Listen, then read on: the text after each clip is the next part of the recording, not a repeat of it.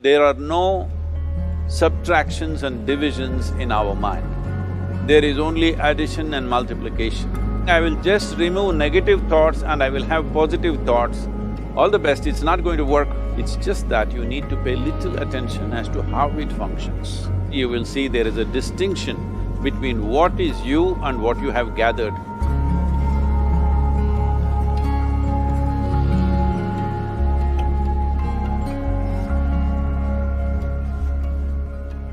Well, see the way the question is asked and also the way normally it's addressed is, people think there is something called as negative thought and positive thought. They want to remove the negative thoughts and have only positive thoughts. For such people, I would ask them to just experiment for 10-15 seconds. Let them forcefully remove one thought from their mind. For example, next 10 seconds, just don't think of a monkey. Try not to think of a monkey for next 10 seconds. You will see you will be full of monkeys. So what I'm saying is, this is the nature of your mind, because in this mind, all the three pedals are throttled. There is no brake, there is no clutch. Whatever you touch, it will only go faster. In this kind of mind, people have been taught from moral teachers and religious teachers, do not think about bad things. Well, since then it's been a full-time job. So there is no way you can handle the mind like this. This doesn't need any great enlightenment. If you spend 2 minutes with your eyes closed, you will realize you cannot do anything forcefully with this mind. So, I want to remove negative thoughts. Do not ever go in this direction, because what you want to remove will become your quality. Always you will be on it. So what should I do? The thing is this, without understanding the fundamental mechanism of this mind, because our mind, human mind, is the most sophisticated computer on the planet. Even all the supercomputers have come out of this. When this is the case, is it not important that we understand the mechanics of how it functions? One simplistic aspect of how it functions is, there are no subtractions and divisions in our mind. There is only addition and multiplication. If you try to do something with it, it will say one more. If you try hard, it will multiply into many more. In this mind, you don't try to identify what is positive, what is negative and try to remove it. First of all, one needs to understand, this mind of yours, this body of yours is supposed to serve you. The life that you are is important. Body and mind are vehicles that must serve us. If you sit in a vehicle, it must go where you want to go. If it goes to its own destination, what is the point of such a vehicle? It's just a nuisance. Right now, most human beings are unfortunately experiencing this fantastic possibility of human mind as a nuisance, as a troublesome thing. Well, this is the most beautiful thing you have. It's just that you need to pay little attention as to how it functions. One simple thing is this. First and foremost process is, that's why we put out this process called Isha Kriya. This is to distance yourself from your physiological and psychological process.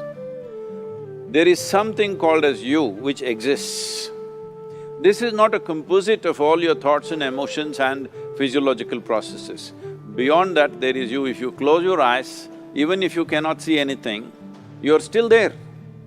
It is through the window of your eyes that you're looking out, but if you close your eyes, it doesn't mean that you don't exist, you still exist. So beyond your thought, you still exist, beyond your emotion, you still exist. So that you, the life that you are, this has to come into your experience. Why is it that you're not allowing that to come into your experience, which is the most significant aspect of who you are? Who you are right now, the most significant aspect is, you and me are alive right now, this is it. What I'm thinking, what you're thinking is not the important thing. We are alive right now, that is the important thing. So, it is important that you focus on this fundamental sense of aliveness within you, and then you will see there is a natural distance between you and your thought process. Once there is a distance between your psychological process and your physiological process, this is the end of suffering. Because there are only two kinds of suffering that human beings go through: physical suffering and mental suffering. Once you create a little space between you and your mind, between you and your body, this is the end of suffering. This is something every human being has to experience and know. Otherwise, thinking I will just remove negative thoughts and I will have positive thoughts, all the best, it's not going to work 100%. It's not going to work because nobody can remove it, they can avoid it for some time. So when negative thoughts come, you say Ram Ram, Shiva Shiva, whatever you want. But this is just avoiding, it's not gone. The moment you stop that, it will pop back with great force, otherwise it will come back in your dreams. So it's very important. First of all, you need to understand your anger, your resentment, your fear, your anxieties, the negativity that you generate. Generally, resentment, anger, it is always directed towards somebody. But we need to understand this is poisons that we are drinking and expecting somebody else to die. Fortunately, life doesn't work like that. If I drink poison, I die. If I drink poison, you don't die. So, we need to understand this. When I say poison, today you can have yourself chemically analyzed. Right now, what is your blood work, what it says? 5 minutes of intense anger, check your blood work and see, there will be lots of negative elements in it, literally you're poisoning yourself.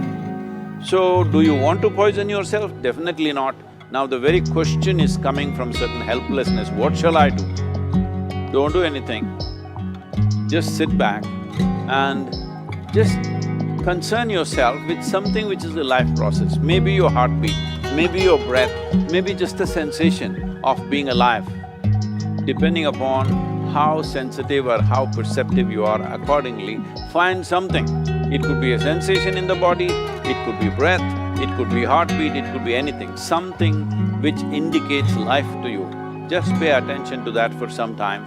Slowly you will see there is a distinction between what is you and what you have gathered, which includes both your physiological and psychological possibility or mess, whatever you made out of it.